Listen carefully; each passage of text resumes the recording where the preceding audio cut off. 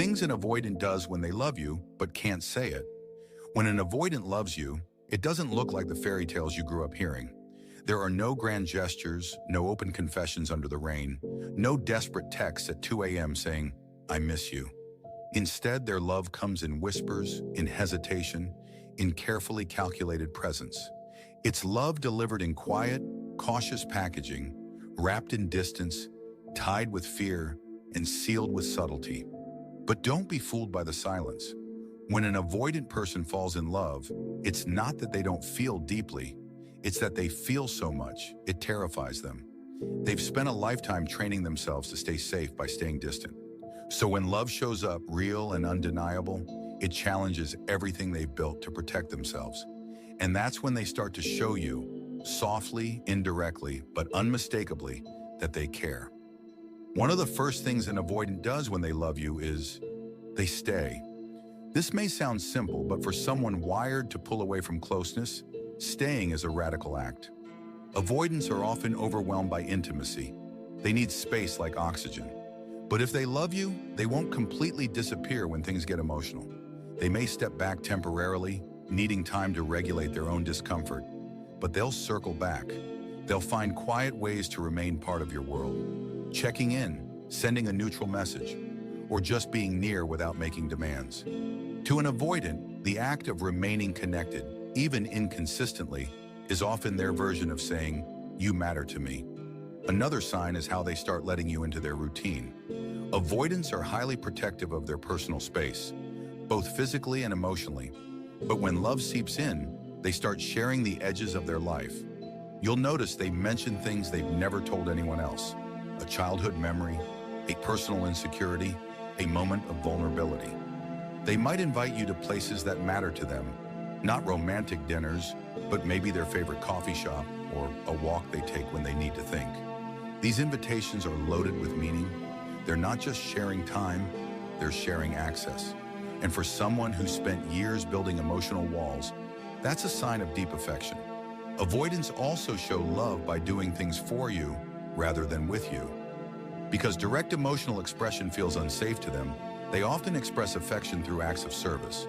Maybe they fix something in your house, remember your favorite snack, or silently anticipate what you need before you ask. These are their love notes. They may not sit you down and say, "I love you," but they'll drive across town to help you with something small, and they'll act like it's no big deal. But it is. It's their way of being close without saying too much. Because for them, actions are safer than words. Words can be misread, misused, or rejected.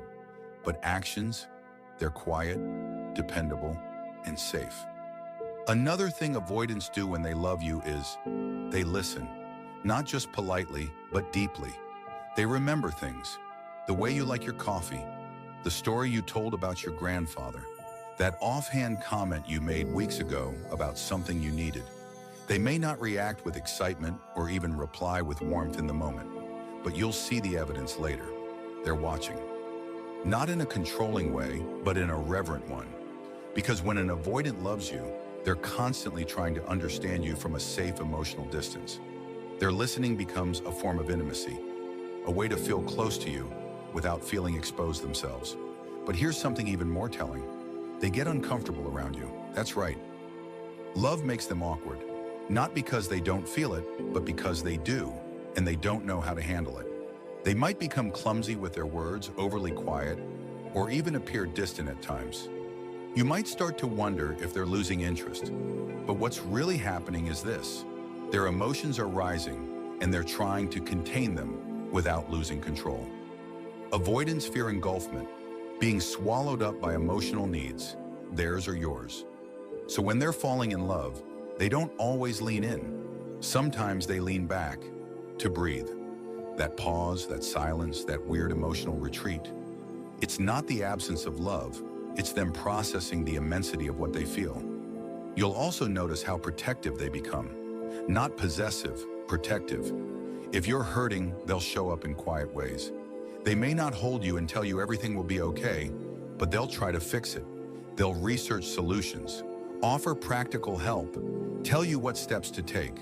To an avoidant, love is about helping you feel strong, not vulnerable.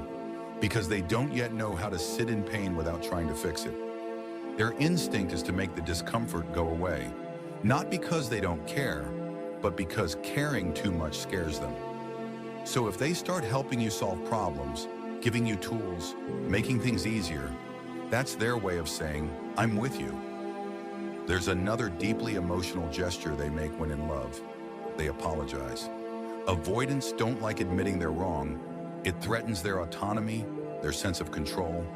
But when they love someone, they slowly begin to recognize the impact of their emotional distance.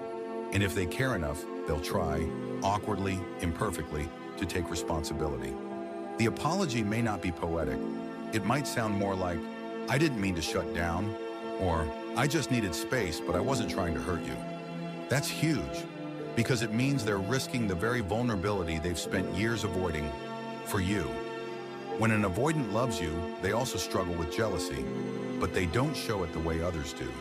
They may become cold, sarcastic, or strangely indifferent if they feel you're pulling away. They won't say, I'm scared of losing you, but their energy will shift. This jealousy isn't about control, it's about fear.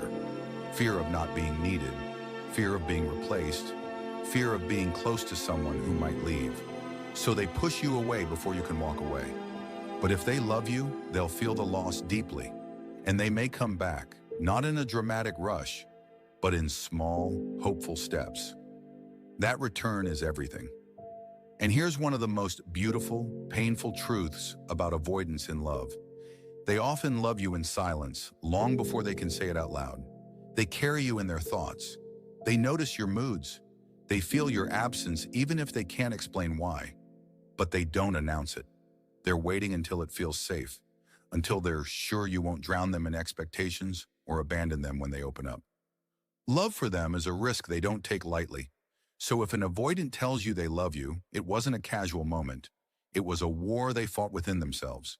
And if they haven't said it yet, but they're still around, still showing up, still quietly caring, that might be their loudest I love you of all.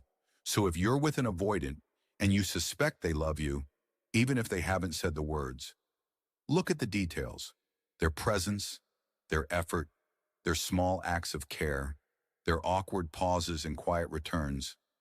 Loving an avoidant isn't about hearing sweet words every day. It's about learning their emotional language and seeing the love that hides beneath the silence. They may never be loud about their love, but when they love you in a way that is cautious, rare, and often very real.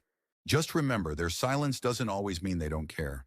Sometimes it means they care too much and don't know how to show it.